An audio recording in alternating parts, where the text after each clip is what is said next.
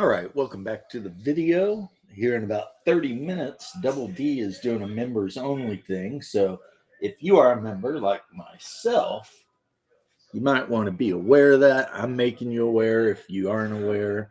Um, I didn't even know, but my brother made me aware. So, brothers looking out for brothers, you know, just the way life should be, right?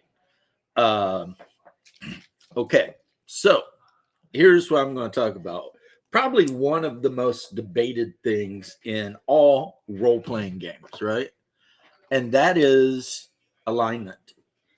And what I'm going to tell you is there's a couple of ways you can do alignment, but all of them are wrong except for my way.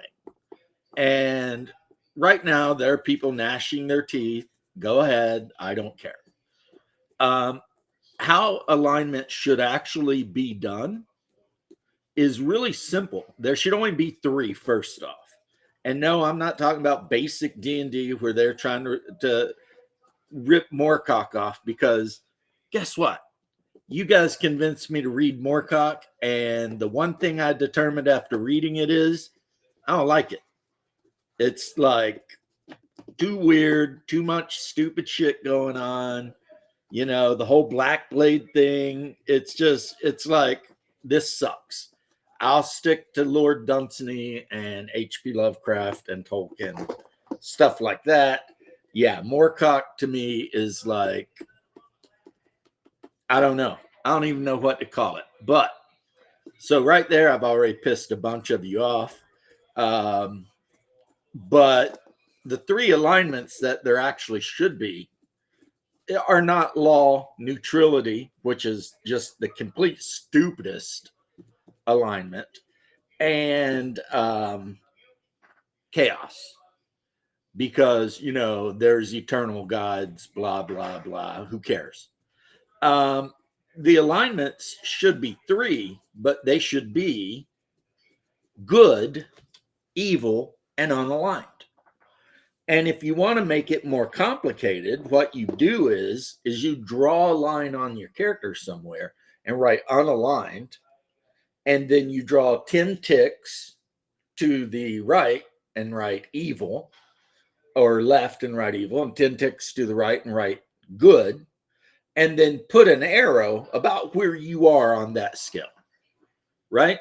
So actually there's 20 levels of good versus evil you could be. And if you put your little dot on unaligned, all that means is you have no strong feelings either way. You're an animal, or you're just an average farmer trying to get by, and you just got other stuff to worry about besides being good and evil, right? Whereas if you put your dot for good on the maximum good that you could, all the way over to like pure angelic good, well, you're basically at that point a paladin. And if you put your dot on evil, well, it depends. If it's just a little bit evil, that means you're the kind of guy who might cheat at card games, etc. But maybe you're not into murdering old ladies as they're walking down dark alleys, right? But if you put it, further down the line of evil, then yeah, you get more and more evil until eventually you're like a psychopathic serial killing demon worshiper. That's how you do alignment.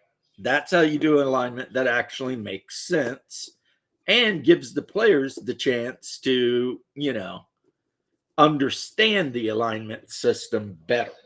Because if you look at your character and you're like, well, I'm like a 10 out of 10 evil, then there's no doubt in anybody's mind how evil you are. You are very evil, practically a demon in the living flesh, right? And if you look at your character and you're like, well, I'm 10 out of 10 good, then again, there's no doubt you are Dudley Do-Right. You're always going to do the right thing, which means you're going to follow laws as long as they're just, and you're going to try to ensure that the greatest number of people have the greatest amount of freedom and good, etc., you're just going to be a paragon, right? The other thing this allows is for the players, depending on actions they make, the DM can have them slide that morality code over one way or another. But it has to be something really major. Like if a character's far in on the law side, but then decides to just randomly murder an orphanage full of kids, yeah, you're no longer far in on the law side. As a matter of fact, the DM might tell you to just go ahead and slide it on over to the, beginning of the evil side. It just depends. It just depends, right? However, remember, being good don't mean being stupid. So even if you are a paragon of goodness, murdering orc children is still absolutely 100% okay, because they are innately evil creatures. And that's how you deal with evil. Evil must always be combated and destroyed whenever possible by those strong enough to do so. Which would be you, the adventurer, right? Now, why did I come up with this? Because it's the only alignment system. And did I come up with this, or did Dungeon Professor or Professor Dungeon Master come up with something similar? Did someone else? I may not have even came up with this. But why do I embrace this? Because it's really the only alignment system that makes logical sense if you deconstruct it on a theological level. Like, let's say you're playing in a world where the Greyhawk gods exist, right? Well, Hieronymus is obviously good. Not only is Hieronymus good, but he's like really, really good. And his brother Hextor is obviously evil. Not only evil, but really, really evil. So the followers of these gods are, to one degree or another, going to reflect their god's alignment. But that doesn't mean that every follower of Hieronymus is a paragon. It just means that every follower of Hieronymus is, generally speaking, good. They have a code they abide by. And it doesn't mean that every follower of Hextor is going to be a ravening sociopath, because some of them could actually be more unaligned, or maybe, they're barely evil, and that represents the fact that these guys are just guys that are like, might makes right, and slavery is okay, etc. So it's not like they're the kind of people, again, who would randomly mug an old lady for her food stamps or whatever. But on the other hand, they're not really good. I mean, they believe in whatever is best for them.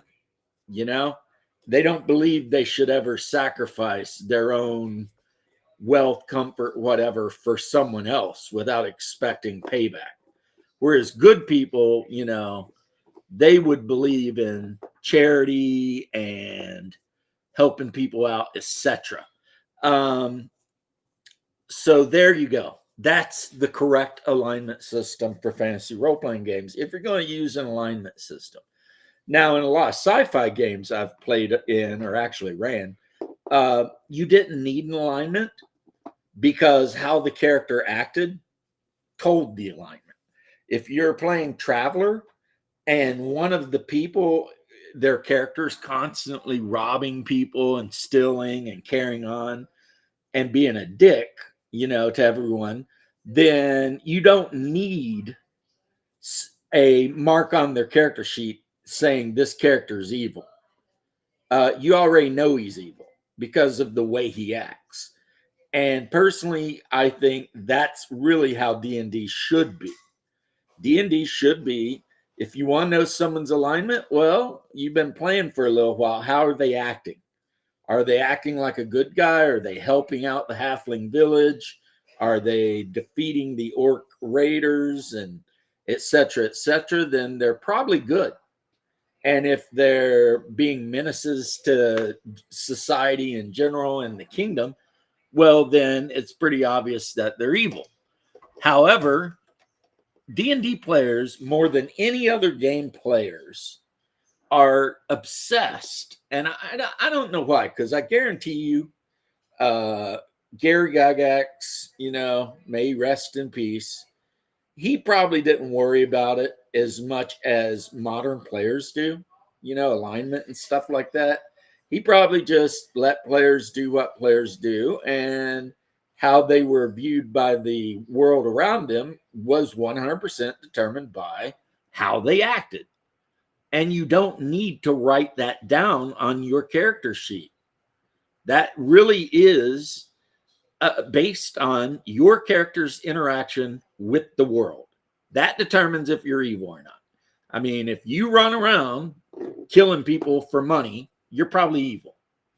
But if you kill people because you're a special operative in the military, then you're not evil, And that's all I'm saying. I think a lot of fantasy role players that are obsessed with the old school alignment system, they're just like, maybe they're afraid to call out good and evil and literally just say the things this person is doing are evil. They don't want to do that. Maybe it makes them feel like they're being judgmental or they're pushing a moral code on somebody or something. But, this is D&D. You're the DM. You're allowed to push whatever moral codes you want on the players. And if the players insist on robbing and stealing from, every farmer they encounter, and doing just basically evil shit as defined by civilization since the beginning of time, then, you need to go ahead, and if they're not evil, you need to tell them you're evil, and make sure if word has gotten out of all the crazy shit they've been doing, that they pay the price for it. Like if they have a tendency of robbing villagers and shit every time they go into a village, well, eventually they're going to go into a village and the villagers at the gate leading in are going to tell them to bog off down the road. They don't want them there. And they might decide to, scrap it out with the village guards. And if I were you, I'd probably have the village guards win, because if the players are absolutely just super evil, not only are the guards going to fight, but every member of the village is going to grab whatever they've got and rush to defend their village, right? Well, I don't know what level of player characters you're playing, but if 200 people, men, come running at you with wood axes and pitchforks and threshing, flails and whatnot, yeah, you might be able to kill a ton of them, but eventually they will wear you down and you will be dead. And it will be your fault because you were an evil bastard and you got what you deserved. That's how I would handle that. But hey, as always, you do you and play the game that makes you happy. Just know that if you're using a different alignment system than what I've described, that you're probably doing it wrong. Alignment shouldn't be complicated.